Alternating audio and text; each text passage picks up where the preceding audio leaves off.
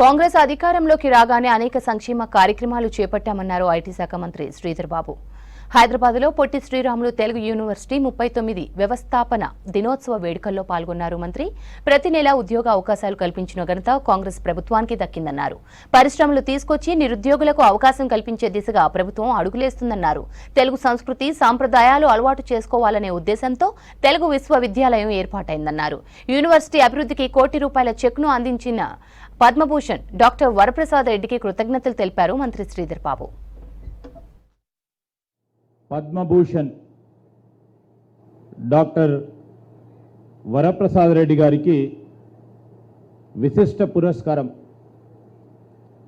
తెలుగు విశ్వవిద్యాలయం తరఫున పురస్కారాన్ని అందజేస్తా ఉన్న విశ్వవిద్యాలయానికి సంబంధించి వారు చెప్పగానే మరి అవార్డుకు సంబంధించి నాకు తెలిసినంత వరకు క్రియాశీలంగా సమాజ సేవ ఒక స్ఫూర్తిదాయకమైన వ్యక్తిత్వం కలిగిన మరి ఓ మంచి మనిషి.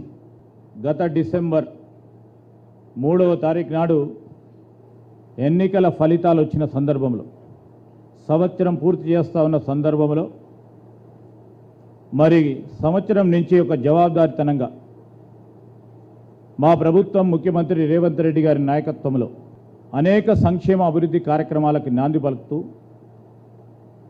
ఈ విజయోత్సవ కార్యక్రమాలు చేపట్టిన నేపథ్యంలో ఈరోజు తెలుగు విశ్వవిద్యాలయానికి సంబంధించిన పెద్దలందరి ఆశీర్వాదం ఇంకా రాబోయే 4 సంవత్సరాలు కూడా విజయవంతంగా ప్రభుత్వాన్ని ప్రజల సంక్షేమం గురించి అభివృద్ధి గురించి ముందుకు తీసుకెళ్లే ప్రయత్న భాగంలో ఈరోజు ఇక్కడికి రావటం అనేది విశేషంగా భావిస్తూ ఈ విశ్వవిద్యాలయం అమెరికాలో అదేవిధంగా మలేషియాలో కానీ మారిషియస్లో కానీ ఇంకా ఇతర ప్రాంతాల్లో కూడా విశ్వవిద్యాలయానికి సంబంధించిన ఆఫ్షోర్ క్యాంపసెస్ ఉన్నాయి.